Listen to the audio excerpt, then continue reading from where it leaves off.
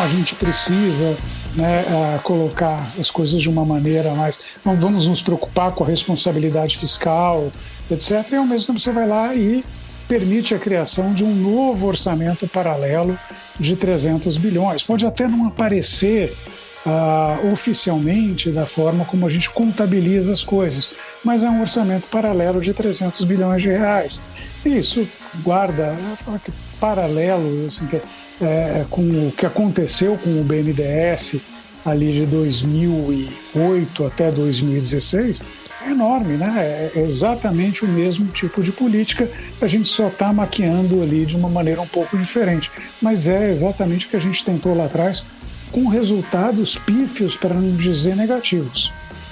Nova Indústria Brasil, de novo, outra vez.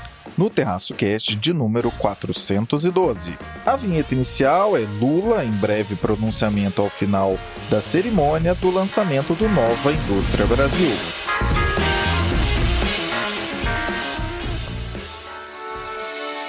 O Brasil tem uma tradição, você vai inventando novas políticas sem avaliar as antigas, sem consertar o que não funciona tão bem. Isso dificulta a gestão da política pública. A avaliação, ela não é só para saber deu certo ou errado. É como é que eu posso fazer melhor? Because what many people don't understand is that monetary policy works with a lag. So whatever we do now is going to have an impact in a few months and sometimes a year or two. And we have to take that in account to decide what we do, how long we hold and what decision we make in due course. Economia, política, mercados e o que for relevante do Brasil e do mundo. Isso é Terraço Cast.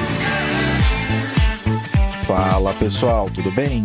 Caio Augusto falando da tarde, quase noite na verdade, já 7 e pouquinho da noite aqui, do dia 28 de janeiro de 2024, domingo, em Ourinhos, no interior de São Paulo, trazendo a você mais um episódio do meu, do seu, do nosso Terraço Cast. Quem me acompanha neste é o trio mais amado do Brasil. Vamos a elas, Raquel de Sá.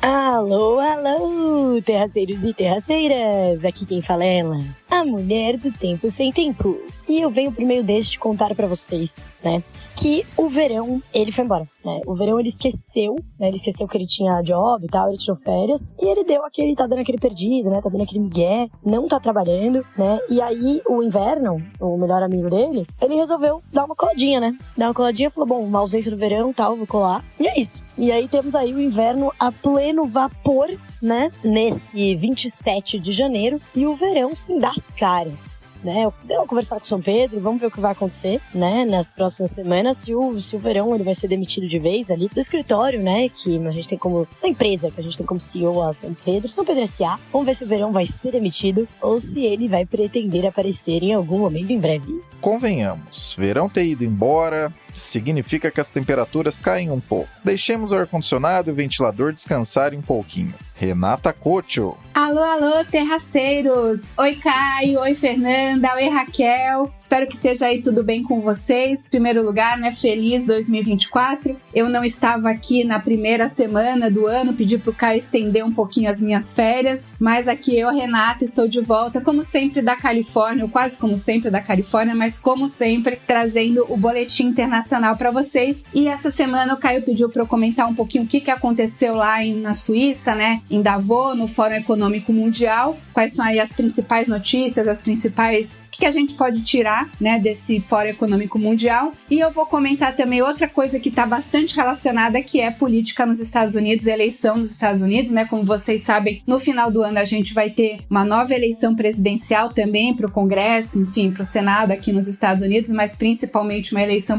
presidencial, que como a gente sabe promete aí ser bastante disputada. Então eu vou falar desses dois assuntos essa semana com vocês. Espero que tenham passado bem de virada do ano, que estejam aí todos otimistas, animados, com as suas promessas aí de final de ano, de virada do ano ainda mantidas, né? Eu tô gravando esse podcast aqui no dia seguinte do feriado de aniversário da minha cidade de São Paulo, no dia 26 de janeiro. Então eu espero que aí até o final de janeiro, pelo menos, a gente tenha, vocês e eu também, estejamos conseguindo manter aí as nossas promessas de ano novo. De fato, ainda janeiro, enquanto esse episódio é ancorado, e quando ele vai ao ar, ainda dá tempo de começar algumas das promessas do Réveillon. E também Fernanda Mello. Oi, Caio. Oi, meus amigos e amigas do Terraço Cast. Que prazer estar aqui com vocês nessa semana. Então é isso. Trio de analistas escalado. Vamos ao 4-1-2. Raquel, recentemente o governo Lula III anunciou o Nova Indústria Brasil, programa que tem como intenção incentivar a indústria brasileira. O que vale ficar de olho sobre este programa? E será que dessa vez dará certo?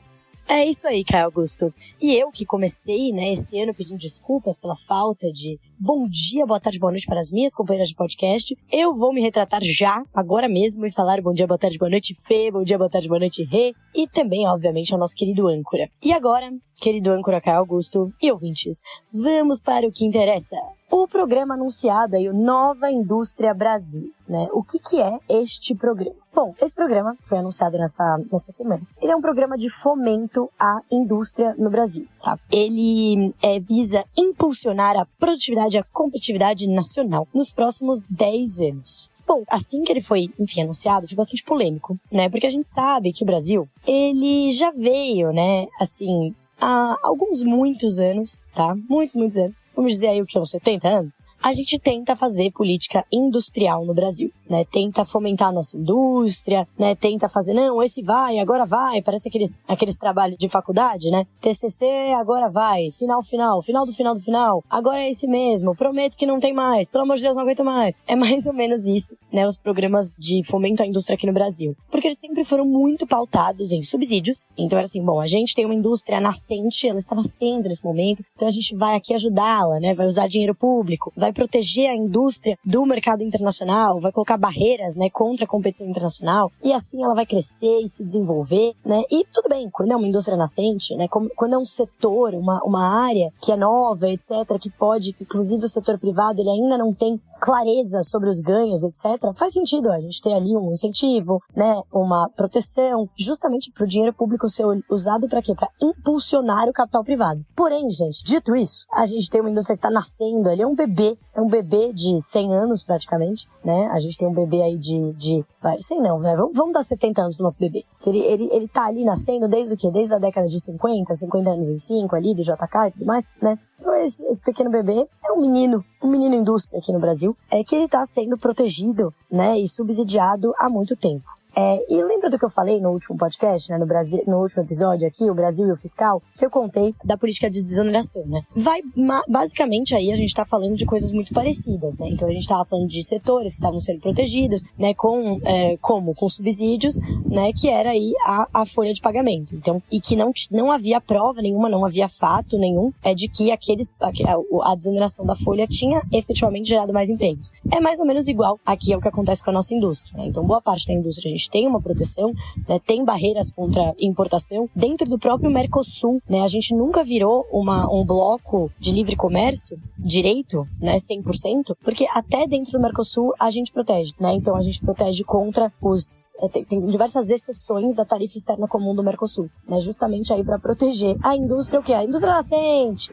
Então já dá para entender como, quando o governo anunciou esse programa, já deu aquele arrepio na espinha, né, de muita gente que, enfim, já estudou isso, né, de muitos economistas e analistas e etc. Porque é aquela sensação de eu já vi esse filme e isso não deu certo. A última vez que a gente teve essas ideias de política industrial forte, como um programa, etc., foi ali no governo Dilma. A gente teve uma atuação muito forte do BNDES, o nosso Banco de Desenvolvimento, né, e Fomento, e foi aquela política dos campeões nacionais, né? Então, vamos escolher algumas empresas e essas empresas vão representar o Brasil no mundo. Bom, a gente viu, né, deu no que deu. A gente teve, além de muitas dessas empresas terem se envolvido em escândalos de corrupção, o que não necessariamente é o maior problema, tá, gente? Essa política econômica de campeões nacionais, ela pode nem ser acompanhada da corrupção, mas ela mesmo assim não faz sentido, né? A gente teve isso em parte da Ásia também, que não funcionou, que você tem aí escolha de algumas empresas. Essas empresas normalmente são muito grandes, né? São de setores que poderiam andar com as próprias pernas, e você está capitalizando essas empresas em detrimento de outras, que aí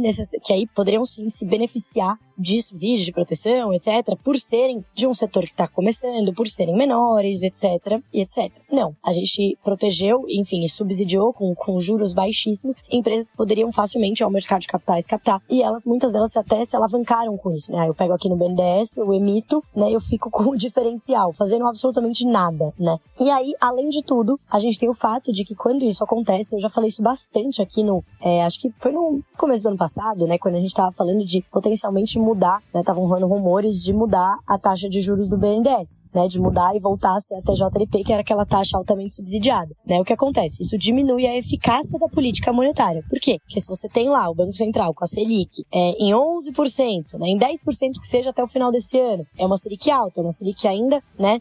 10, 9%, que chega ao patamar neutro. Se a gente tem aí uma Selic alta, mas mesmo que no patamar neutro, mas ainda alta, só que você tem uma grande parte do crédito do país que está indo com outras taxas subsidiadas, ou seja, mais baixas, você tem o quê? Uma redução da eficácia da política monetária, né? Então, a gente está num barco, se todo mundo jogar as malas, todo mundo sobrevive, porque o barco está afundando, mas daí tem metade das pessoas que estão lá dentro e não querem jogar fora as malas. Daí o que tem que acontecer? Metade das pessoas que estão no barco tem que sair do barco, por causa das malas. É mais ou menos isso, né? E aí ainda tem o outro ponto, né? Então tem a redução da eficácia da política monetária, a gente tem a questão da corrupção, né? De escolher os projetos por motivos escusos, os projetos de empresas, e a gente também tem quem vai pagar essa conta, né? Então, porque se o BNDES está emprestando, está captando por um preço de mercado, está emprestando mais barato, quem que paga? É o Tesouro. E aí, durante o governo Dilma, a gente teve uma bagunça de contabilidade criativa, né? Que tá aí, parte das pedaladas, tem origem aí, né? Das pedaladas fiscais que acabaram levando ao impeachment da presidente,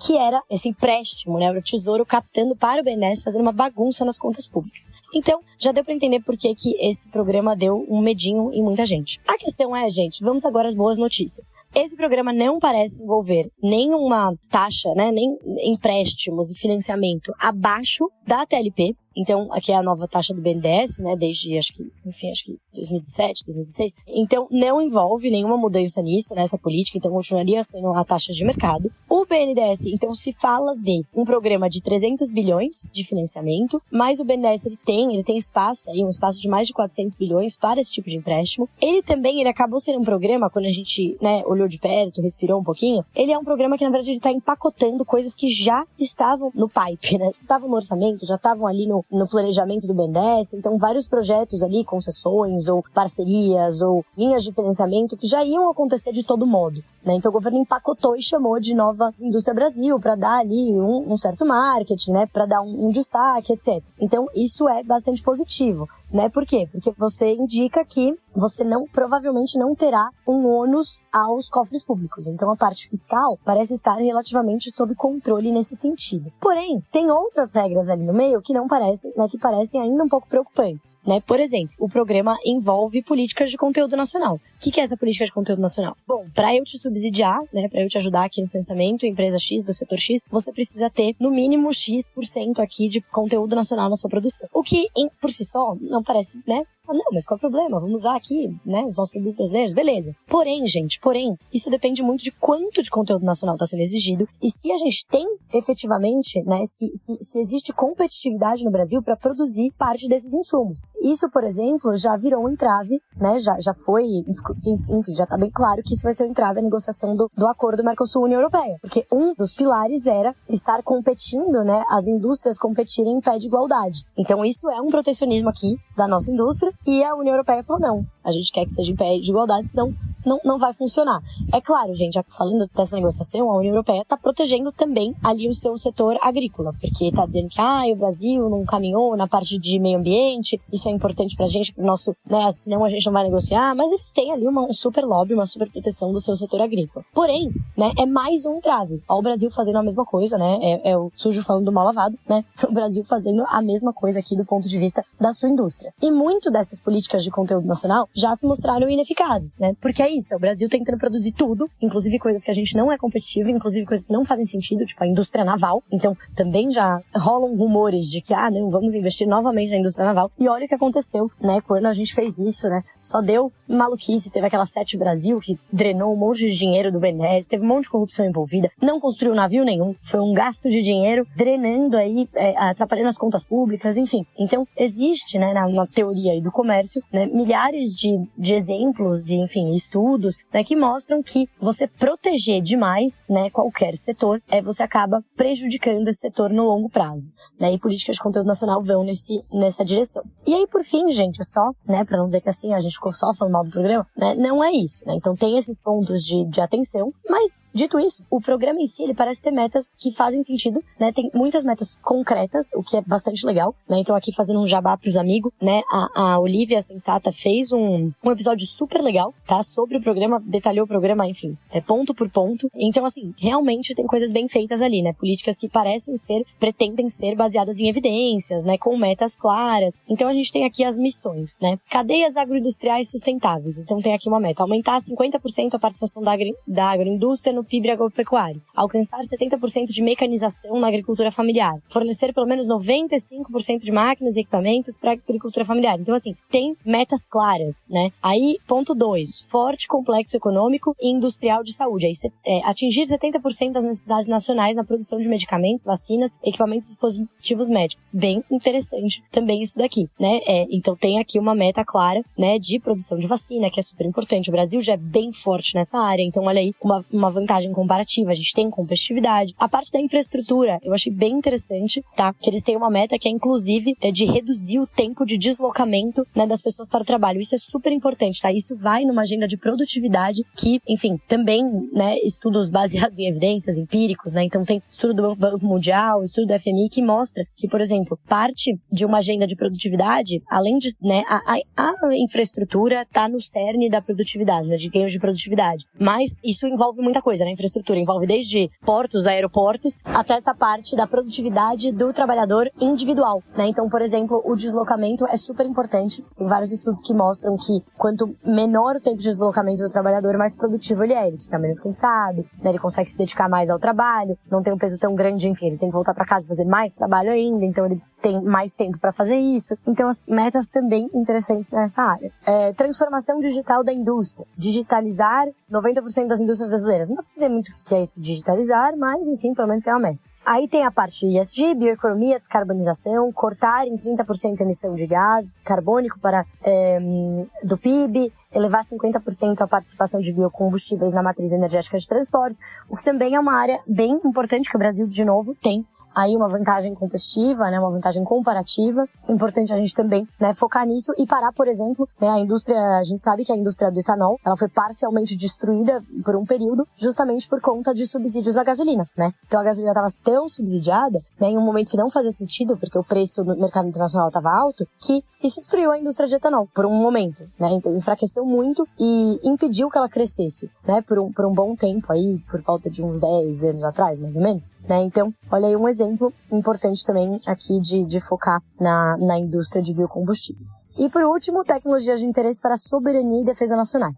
Então tem aqui, né, uma autonomia de produção de tecnologias de defesa, o que esse eu não consigo comentar muito, não entendo muito, eu sei que a gente investe pouco nisso, não sei qual é a necessidade efetiva, né? Mas é isso, são as áreas aí, eu acho que tem um valor de ter essas metas mais claras, são áreas que parecem fazer sentido, a gente não vê aí indústria naval, por exemplo, mas a gente tem que ficar ligado para todos esses pontos. Se isso não vai envolver subsídio, se isso não vai envolver uma taxa abaixo do mercado, né, no BNDES, ao que tudo indica não, mas enfim, é importante ficar atento. Essas são as típicas políticas parafiscais que acabam minando a credibilidade fiscal, as contas públicas e tudo mais, né? Você não vai ter essa emissão por parte do Tesouro em favor do BNDES, que deu a maior bagunça na contabilidade das contas públicas aí. Já vimos esse filme e o final foi horroroso. Que a política de conteúdo nacional, espero que tenha o menos possível, para ser bem sincera, e que a gente não continue protegendo uma indústria que está nascendo aí há 80 anos. Em nome da honestidade intelectual, frente a uma discussão de um assunto tão complexo quanto esse, que é a tal política industrial, cabe primeiramente falar algumas coisas. Em primeiro ponto, dadas as movimentações globais que existem hoje em dia, que inclusive comentamos muito aqui nesse podcast, aquelas que envolvem reshoring e nearshoring, né, ou fazer em casa de novo, muitos lugares do planeta estão criando barreiras a comércio externo, colocando incentivos financeiros para a produção interna e buscando evitar a entrada de produtos mais baratos, geralmente vindos da China. Apenas nos últimos dias, por exemplo, tivemos a sondagem do Wall Street Journal afirmando que Biden irá estender os incentivos a produtores de semicondutores nos Estados Unidos, para além dos 50 bilhões de dólares em incentivos já anunciados até então, apenas para esse tipo de fabricação, né, de semicondutores. E também tivemos uma das pessoas mais ricas do planeta, o Elon Musk, dizendo com todas as letras que a China irá dominar o mercado de veículos elétricos caso não sejam colocadas restrições. Essas duas coisas aconteceram nos últimos dias. E em segundo lugar, de fato a ideia de atualizar o parque industrial brasileiro e buscar com que matrizes de energia mais sustentáveis, né, a tal economia verde, vire uma realidade, é uma ideia inteligente mesmo. Dito tudo isso, os problemas de um programa como esse são basicamente 3. Em primeiro lugar, o custo disso. Não existe mágica. Se o governo direcionar crédito para algum lugar, mesmo que ele diga que não é um negócio setorial, que é horizontal e tudo mais, isso significa que só empresas de determinados setores vão conseguir acessar isso. Se o governo direciona crédito para algum lugar, quem recebe esse crédito mais barato vai gerar custo a todo o resto do sistema financeiro. Ou, em bom português, quanto mais medidas como essa de direcionamento de crédito barato são executadas, mais o custo de juro para todo o resto da economia, os meros mortais não atingidos por essas bondades, fica alto. E na prática, isso significa que o caminho de queda da Selic pode ser mais tímido do que poderia. É isso que a Raquel quis dizer com esse tipo de coisa reduz o poder de ação da política monetária. Como segundo grande problema desse tipo de programa, o acompanhamento falho e até então inexistente sistema de controle dessas aplicações.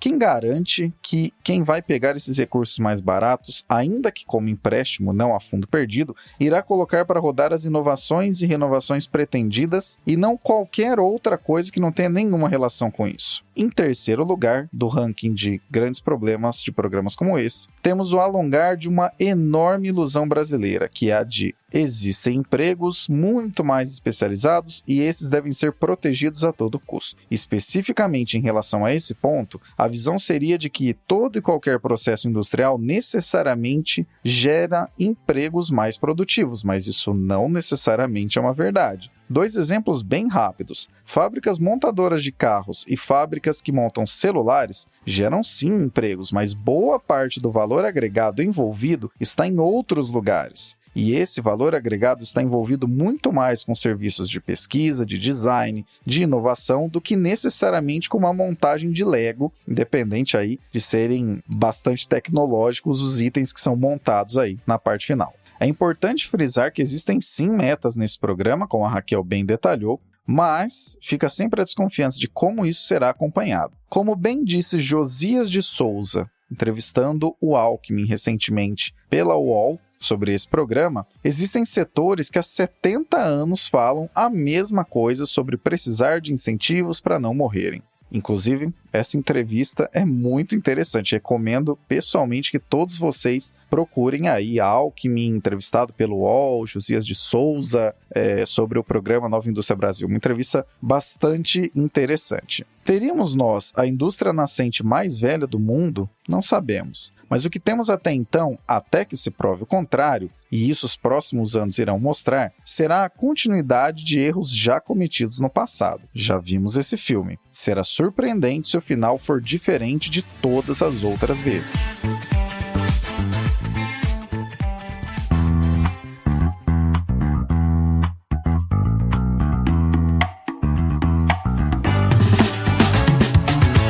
Confira na nossa Linktree todos os meios possíveis de acompanhar o Terraço Econômico. Nossas redes sociais, parcerias ativas, e-books e até mesmo como você pode cadastrar seu e-mail para receber nossa newsletter semanal, a Reflexionários. Então, para resumir a ópera, não deixe de visitar nossa Linktree. Esse item está na descrição desse episódio.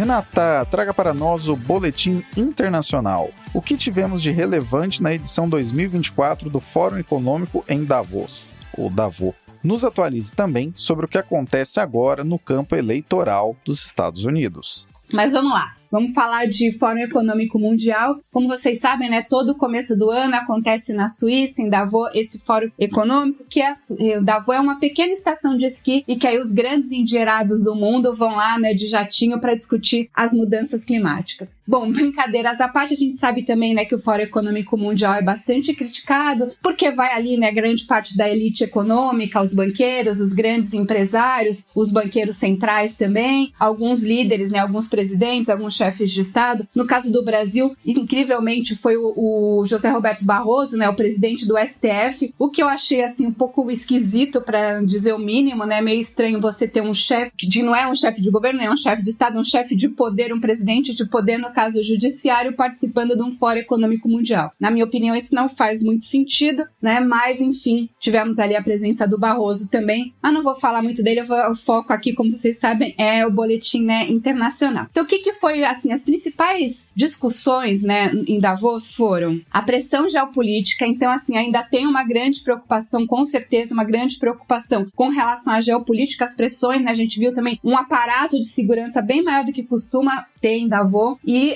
essa questão, né, da guerra, que continua, da guerra da Rússia contra a Ucrânia, essa tensão no Oriente Médio de Israel contra o Hamas, e toda essa possibilidade de que essa questão do Oriente Médio, de Israel contra o Hamas, além de toda a questão, de toda a tragédia humanitária, acabe contaminando ali toda a região do Oriente Médio, e isso possa gerar mais um problema aí de inflação, de preço, de disruptura de cadeias produtivas, né? Então, como a gente viu também no começo da guerra da Rússia contra a Ucrânia, que continua, né? Então, é problema em cima de problema, e isso é uma preocupação. A outra questão, e essa é a parte, digamos, né, mais pessimista, digamos, do que a gente viu em Davos, né? A gente teve um lado bastante pessimista com relação à geopolítica e um lado bastante otimista com relação à economia. Então, assim, ao contrário do que a gente viu no ano passado, em que a grande preocupação era uma recessão forte por conta dos aumentos de juros, a gente estava, né, no final do ano passado. O que a gente veio falando em 2023 praticamente inteiro, né? Eu sempre brincando com o Caio dele ficar falando para falar de política monetária, mas o que a gente viu em 2023 foi uma política dos bancos centrais, a gente falou dos Estados Unidos bastante, da União Europeia, da Inglaterra, até do Japão, tendo políticas monetárias mais restritivas, ou seja, juros altos para conter a inflação, e a expectativa agora é uma expectativa bem mais otimista, né? Bem mais dovish, que a gente costuma dizer, né? Ou seja, os bancos centrais já conseguindo domesticar mais ou menos a inflação, que na verdade ainda está bem acima das metas dos bancos centrais, mas assim, né, está bem abaixo do que já esteve nos recordes e mais controlada. Então, há toda essa pressão aí para os bancos centrais começarem a cortar juros, e aí a gente tem que ver o que é o calendário, né? Mas de uma maneira geral, Davos está bem otimista com relação a corte de juros em 2024, que pode levar a um aquecimento da economia, melhora do emprego, melhora do crescimento do PIB como um todo nos países, né, principais aí no G7, o que acaba puxando a economia do mundo como um todo, os mercados de ações e tudo mais, né? O dinheiro fica mais barato, isso acaba favorecendo o aquecimento da economia, também favorece a inflação. Então vamos ver como é que os bancos centrais lidam com isso. E outra questão que também foi muito discutida em Davos, que é o que a gente vai falar também aqui hoje, é a questão política nos Estados Unidos, né? Na verdade, a gente tem muitas eleições em 2024, é um ano que a gente tem mais de 70 eleições no mundo inteiro, inclusive no Brasil, né? A gente tem eleições para prefeito no Brasil, mas enfim, várias eleições importantes pelo mundo que pode mudar aí esse quebra-cabeça da geopolítica, e a principal mudança que é esperada em Davos é a vitória, né? A volta do Donald Trump para a Casa Branca.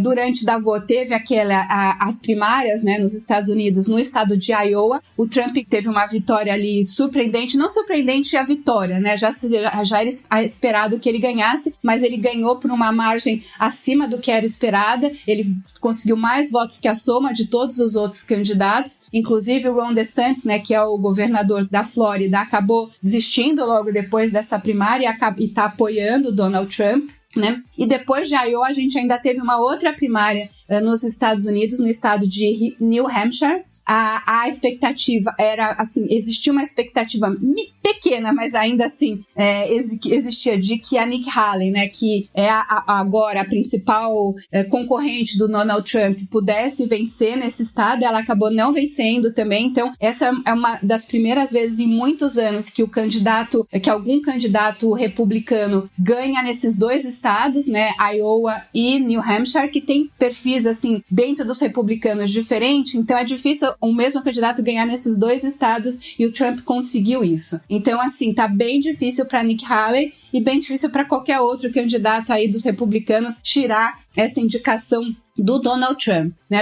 A próxima primária nos Estados Unidos dos republicanos acontece na Carolina do Sul, no final de fevereiro. Esse é o estado da Nikki Haley, né? Ela foi governadora lá de 2011 a 2017, se eu não me engano, mas assim, no começo da década lá de 2010, e ela nasceu lá. Enfim, se ela perder no próprio estado dela, talvez seja aí uma bala de prata, uma bala fatal aí para campanha, para a candidatura dela. Se ela ganhar, talvez isso ainda sobreviva por mais um tempo, mas assim, se vocês forem ver, né, os sites de aposta, isso é interessante porque é proibido você apostar em política nos Estados Unidos, mas você tem sites de apostas que você consegue apostar com relação a eleições e tal. E a indicação do Donald Trump pelo Partido Republicano tá pagando mais de 7 vezes, se eu não me engano. Quer dizer, qualquer outro, né, se você apostar em qualquer outro que não o Donald Trump, você vai ganhar 7 vezes o que você apostou, porque realmente, assim, é considerado meio barbada que o Donald Trump vai ser o candidato do Partido Republicano. E toda aquela questão jurídica, né? Vocês podem perguntar, não, mas ele vai estar elegível, não vai estar elegível? Tem estado que está querendo tirar ele da cédula, inclusive. É muito provável que ele vai estar elegível, né? A gente tem aí não só uma Suprema Corte muito favorável a ele, né?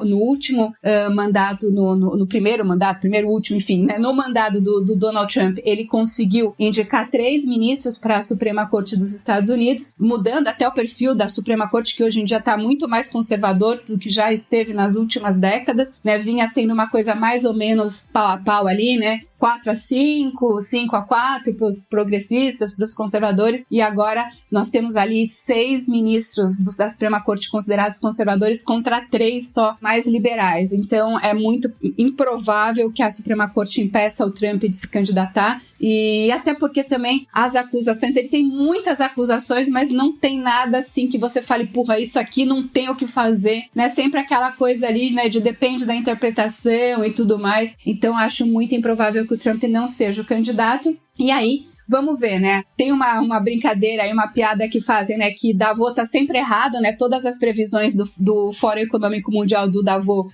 tão erradas, inclusive a do ano passado, de que os Estados Unidos ia ter uma grande recessão, foi uma previsão totalmente errada. Os Estados Unidos, né, conseguiram aí, apesar da taxa de juros alta, ter um crescimento da economia bastante razoável para o nível de taxa de juros no ano passado. Então, Davos tá errado. Vamos ver se Davos tá errado de novo e o Donald Trump não volta para a Casa Branca, né? Vamos esperar, vamos ver o que isso acontece. Provavelmente do lado dos democratas, como vocês sabem, o Joe Biden deve ser o candidato à reeleição. Tem as primárias e tal, mas ele também está muito na frente de qualquer outra candidatura nos democratas. Então o que a gente deve ter aí é mais uma, né, flashback, vale a pena ver de novo, se é que isso vale a pena ver de novo, mais uma nova disputa aí entre Joe Biden e Donald Trump para a Casa Branca.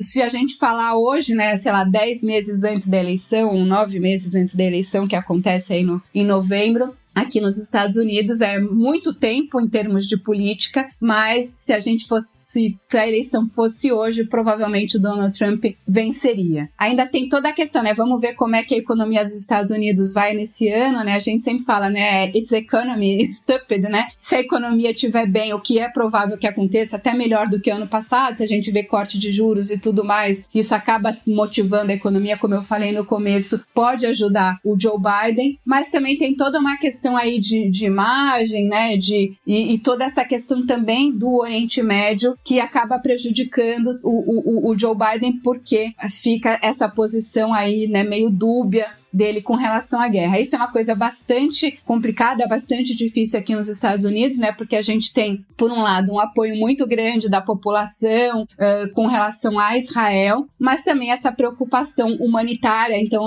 existe essa preocupação de Israel tem o direito de se defender, mas não tem o direito de dizimar milhares de pessoas inocentes, civis, que estão ali na faixa de Gaza. Então, essa questão é bastante controversa aqui, como é no mundo inteiro, e isso acaba impactando as eleições. Agora, a gente sabe, né, que uma vitória do Donald Trump, isso mudaria com certeza, assim, todas essas questões, né, todo esse quebra-cabeça da geopolítica mundial, porque isso seria, com certeza, uma vitória pro Putin, né, ou pelo menos uma derrota pro Zelensky, né, pra OTAN, com certeza, né, o Donald Trump, na época que ele foi presidente, ele sempre criticou, foi contra a OTAN, era contra financiar a OTAN, a campanha dele aqui também é contra ficar mandando dinheiro pra Ucrânia, né, tirar dinheiro do pagador de imposto aqui dos Estados Unidos pra enviar para a Ucrânia, e também a questão lá de Israel, o Partido Republicano, o Donald Trump, é ainda mais favorável ao governo de Israel, né, ao Bibi Netanyahu, então isso acaba fortalecendo aí o Putin, o Netanyahu e todos esses líderes aí mais autocráticos, digamos assim, principalmente da Europa. Então, vamos ver, né, se eu espero que Davos esteja certo no ponto de vista econômico e que a gente tenha aí uma economia mais pujante, mais forte em 2024, mas em termos políticos aí eu deixo para vocês pensarem. Eu acho que, assim, claro que eu, né, já falei aqui várias vezes, né, eu sou anti-Trump, anti todas esse tipo de liderança, mas a gente tem que ver o que vai acontecer. Democracia é isso, né? Quem ganha, leva, né? Ao contrário de alguns que querem aí, ganha, chora, quer invadir o Congresso, dar o golpe, né? Eu acho que a democracia é isso aí, né? Respeitar a vontade da população. A preocupação internacional em 2024 parece se concentrar em potenciais positivos vindos do corte de juros nos países desenvolvidos, mas esse otimismo acaba esbarrando nos conflitos em operação, militares, né, na crise geopolítica e também no futuro eleitoral de países relevantes, sobretudo os Estados Unidos. Aliás, sobre a política americana, convenhamos, por mais que a regra por lá seja acompanhar estado a estado sobre quem seria o candidato do partido, essas são as chamadas primárias, é praticamente impossível que Donald Trump não seja o candidato do Partido Republicano no pleito desse ano. E a grande pimenta eleitoral dessa vez está em como Biden, que muito provavelmente será o candidato à reeleição pelo Partido Democrata, está sendo percebido internamente pelo americano médio. Sim, a economia cresce e o desemprego é historicamente baixo, mas as pessoas e empresas já estão alcançando limites históricos de endividamento. No caso das empresas, inclusive, já há grandes dificuldades de renegociação desse endividamento, já que os juros hoje são bem mais altos. Os juros do mercado imobiliário reduziram um pouco, mas ainda estão sensivelmente mais elevados do que o histórico dos últimos 15 anos. E outro dado que chama a atenção é o seguinte: desde o início dos anos 90, não tínhamos uma quantidade tão grande de americanos com 2 ou mais empregos, né? A categoria pai do Cris. Eu não preciso trabalhar, meu marido tem 2 empregos. Desde o começo dos anos 90, não tínhamos uma quantidade tão grande de americanos com 2 ou mais empregos para pagar as contas. Hoje esse número é de aproximadamente 8,6 milhões de pessoas. E claro, ainda existe uma questão complexa. Com questões internas a serem resolvidas, qual o limite de ações para financiar conflitos e tentar resolver problemas em outros países? Em política, é sempre importante avaliar a percepção de quem vota muito mais do que a de quem não participa do pleito e apenas o avalia. Caso Trump foque nos pontos de insatisfação mais agudos do americano médio nesse momento, aumenta consideravelmente suas chances de ser eleito para um segundo mandato. E como isso seria capaz de embaralhar toda a geopolítica global, talvez teremos mesmo um 2024 que segue novamente a caótica regra: o que falaram em Davos vai ser o inverso da realidade. E você aí achando que só economista brasileiro falando sobre números macro e o Boletim Focus erravam bastante, hein?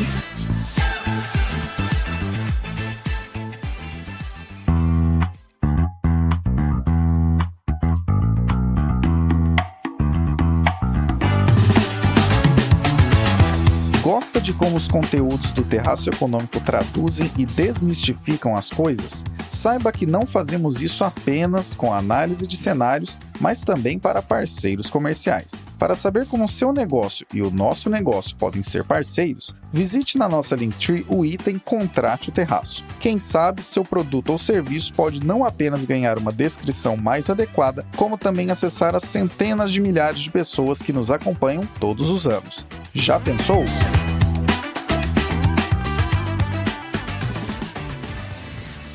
Fernanda, a divulgação de earnings no mercado americano tem freado a empolgação. Teria o bull market por lá passado? No início de dezembro, o presidente do Fed, Jeremy Powell, dizia que era muito prematuro especular sobre corte de juros. Mas, no meio de dezembro de 2023, quando houve a coletiva do FOMC, o Comitê de Política Monetária, o papo já mudou. O Fed começou a dizer que os cortes nas taxas são claramente um tema de discussão. Quando o Banco Central faz essa virada para uma postura mais branda, a gente chama de pivô. É aquele momento chave que marca a mudança de postura hawkish para uma postura dovish. Se antes o Banco Central estava numa postura extremamente dura contra a inflação, agora, com a inflação respondendo melhor, acontece uma mudança. E bem, nos mercados, quando isso acontece, é como eu falo para vocês, né? O vento que direcionava os barcos para a renda fixa agora direciona para a renda variável. Então a gente vê uma mudança, né? E um crescimento das ações impulsionado pela queda de juros. Nessa euforia da força do mercado de ações, nos Estados Unidos se chama de pivot party, né? A festa do pivô, que é justamente uma euforia quando acontece essa mudança de postura do Banco Central. Bem, os rendimentos dos títulos, né, dos treasuries subiram na quarta-feira, como aconteceu na maior parte de 2023, e, apesar disso, os chips semicondutores estão com tudo.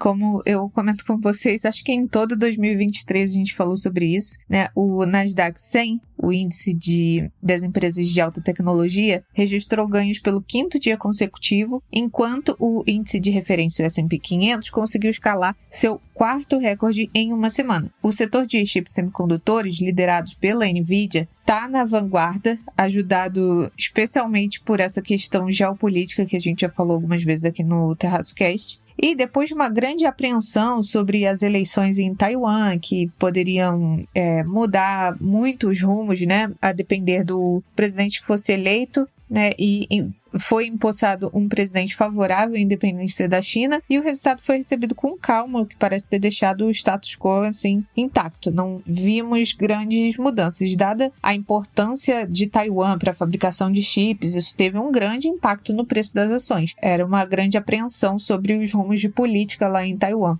O mercado de ações, no geral, tem estado em grande parte imune aos avisos do Fed de corte de juros. Em vez disso, os investidores vêm aplaudindo a resiliência da economia americana, mesmo depois do ciclo de aperto político, da política monetária, né, mais agressiva. Apesar de a gente entender que essa pivot party já tá passando, né, essa excitação dessa festa já passou e todo mundo já tá ficando sóbrio, os bancos centrais estão em foco nessa última semana de janeiro, né? As ações chinesas listadas nos Estados Unidos subiram depois que a Bloomberg informou que Pequim está considerando um pacote de medidas para estabilizar o mercado de ações em queda. O Banco Central Europeu manteve os juros e sinalizou que os cortes ainda estão um pouco distantes. O Banco Central Europeu manteve as taxas de juros inalteradas pela 3ª reunião consecutiva e manteve uma formulação que sugere que os cortes ainda podem estar um pouco distantes, né? Repetindo que a manutenção desse nível de custos de financiamento durante um tempo vai dar uma contribuição substancial para controlar. Enfim, né, gente? Aquela história que a gente já conhece de ser muito duro com a inflação para transparecer credibilidade. E bem, agora, né, em 31 de janeiro, a gente tem também a reunião do Copom aqui no Brasil. E vamos ver o que isso vai impactar no nosso mercado acionário. A gente sabe que aqui, diferente de outros países, né, especialmente economias grandes, né, diferente dos Estados Unidos, que é um mercado de ações muitas vezes muito resiliente às decisões políticas, de política monetária, etc. Aqui no Brasil não, o mercado é bastante sensível a isso. Então vamos acompanhar. Mercados vivem de antecipar cenários futuros, mas não necessariamente acertam o timing desses cenários. O que aconteceu no período compreendido entre o pós-crise de 2008 e o pré-pandemia foi o surreal cenário em que basicamente todas as pressões do mercado americano eram tomadas como verdade pela autoridade monetária nos Estados Unidos, o Fed. O mercado sinalizou que o juro precisa ir a zero porque senão vai ser insustentável seguir adiante, então o juro ia a zero e ficava ali. E qualquer mudança, alguma subida, algo de retirada de incentivos e tudo mais, gerava uma certa birra que lá fora era chamada de taper tantrum, uma reação de o mundo vai acabar, vinda dos mercados diante de qualquer sinal de elevação nos juros. Porém, com a pandemia e a inflação subindo muito mais do que se imaginava, após várias pontuações do próprio Fed de que tudo era meramente temporário, os juros começaram a subir, tiveram a subida proporcional mais vigorosa desde a gestão de Paul Volcker e hoje, embora estejam nesse patamar um tanto mais elevado do que a média de 2008 até agora, não geraram, ao menos até o presente momento, a implosão geral que os mercados sugeriam que aconteceria. Agora, nesse momento, o que os earnings, que são as divulgações de resultados financeiros trimestrais e ou anuais das empresas, o que esses earnings mostram é que, tirando as Magnificent Seven, né, que são as empresas de tecnologia e afins que puxam o S&P 500 para cima nos últimos anos, todos os outros setores estão indo aquém do esperado, ou pelo menos bem mais devagar. Aliás, sobre as Mag 7, 2 detalhes interessantes. Primeiro, Tesla é uma das empresas que vem apresentando resultados negativos em seus earnings e seu valor de mercado vem tomando certas porradas recentemente, né? Então, quer dizer, são 7 nessas Magnificent Seven, mas uma delas não está indo tão bem assim, pelo menos mais recentemente, com os resultados mais recentes. E, em segundo lugar, numa comparação com o resto do mercado, nos Estados Unidos e também em outros lugares relevantes do mundo, a diferença é assustadora. Apenas nos últimos 12 meses, de janeiro de 2023 até agora, enquanto as Mag 7 subiram 92%, as empresas do setor de energia do agregado XLE caíram 12%. O Russell 2000, que é o índice agregado de sigla IWM, das 2.000 maiores empresas listadas em bolsa nos Estados Unidos, subiu apenas 3,99%. As ações dos mercados asiáticos do agregado FXI caíram 33,25%. E os mercados de ações dos países desenvolvidos, quando não incluídos os Estados Unidos, do agregado SPDW, tiveram uma alta de 3,52%. Importante um ponto agora, todas as vezes que eu cito agregado, eu quero dizer ETF. Se você procurar essas siglas, você vai encontrar esses ETFs, que são aí um grande conjunto que acompanha as empresas dos setores e dos mercados, conforme eu fui anunciando. Só importante esse ponto para caso você queira pesquisar um pouco mais sobre esses dados e sobre esses agregados. O grande paradoxo existente aos mercados, sobretudo americano, nesse momento, é o seguinte: ao mesmo tempo que visualizam que a forte alta de 2023 deva seguir adiante nesse ano, ainda que puxada basicamente, como você pode bem perceber, pelas tais Mag 7, essa hipótese tem como base a ideia de que os juros serão cortados pelo Fed de modo mais rápido do que o próprio Fed anunciou. O que temos desde a última reunião, que foi em dezembro de 2023, é que a autoridade monetária americana visualiza para 2024 3 cortes de 25 basis points, ou seja, um corte de 0,75 ponto percentual nesse ano inteiro, enquanto o mercado segue apostando que esse corte será maior. Porém, isso é paradoxal, porque um cenário em que a autoridade monetária acelera o passo no corte de juro acontece apenas se a inflação estiver caindo muito mais do que o esperado, o que ainda não aconteceu, já que ainda não há ancoramento na meta de 2%, ou se o mercado de trabalho tiver desaquecido muito mais do que o esperado, o que também não é o caso, já que o desemprego nos Estados Unidos segue abaixo de 4%, o que é o menor nível de desemprego em mais de 50 anos. Lembrando, inclusive, que inflação e mercado de trabalho são as duas metas que a autoridade monetária americana, o Fed, observa para tomar as suas próximas decisões. Por isso que foi citado aí esses 2 itens. Assim sendo, com todas essas informações, fica a dúvida: se o mercado atualmente visualiza que as ações seguirão em alta porque os juros serão cortados pelo Fed em magnitude maior do que o esperado,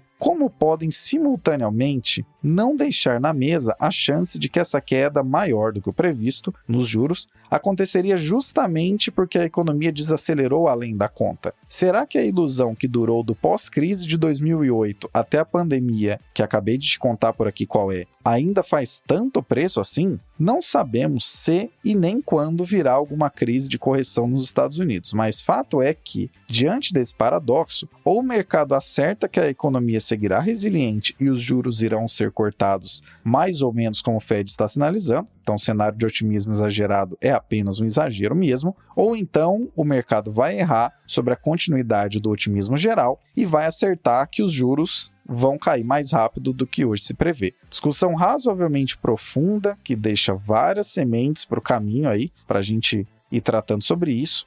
E, é claro, importantíssimo ser relembrado, por ser o mercado americano sozinho cerca de 60% do mercado global de ações, logicamente isso também afeta o que a gente vai ver aqui no mercado brasileiro. Apesar de ser uma discussão bastante ampla, profunda e cheia de meandros, não se preocupe porque ela será certamente acompanhada de perto nesse ano, com lupa e olhos de águia, aqui no Terraço Cast. Você que sempre nos acompanha, que tal trazer mais gente para ouvir e também acompanhar o Terraço Cast? Não deixe de enviar esse episódio para alguém que também queira ficar por dentro das discussões relevantes a nível doméstico e internacional. Nos despedindo agora do trio que abrilhantou o episódio 412 do Terraço Cast. Obrigado, Raquel. E é isso, gente. Por hoje eu fico por aqui. E a gente se fala na semana que vem, a gente se ouve. Quando, spoiler, teremos Super Quarta! Decisões de política monetária no Brasil e nos Estados Unidos. Aquele dia em que eu acordo e penso, meu Deus, o dia vai ser longo. Então, boa sorte pra Raquel e uma boa semana a todos. Obrigado, Renata. Então, era isso que eu tinha para falar com vocês essa semana. Eu espero, como eu falei, que estejam todos bem aí no começo do ano. E vamos aí segurando, apertem os cintos que esse ano a gente vai ter bastante novidade, principalmente aí no campo político, no Boletim Internacional. Tá bom? Era isso que eu tinha para falar com vocês essa semana. Até a próxima. Um beijo e até lá. E obrigado, Fernanda. Obrigada a todos que ouviram aqui o episódio até o final. Eu deixo um grande abraço. Vocês podem me encontrar no TikTok, @sigafefa. E a gente se vê na semana que vem. Valeu! Abraços pelas ondas sonoras. Continuamos a prosa no próximo episódio.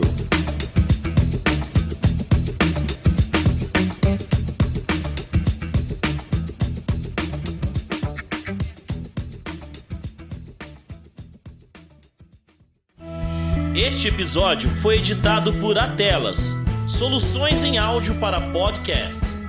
Encontre a Atelas nas redes sociais. É só buscar por @AtelasEdição.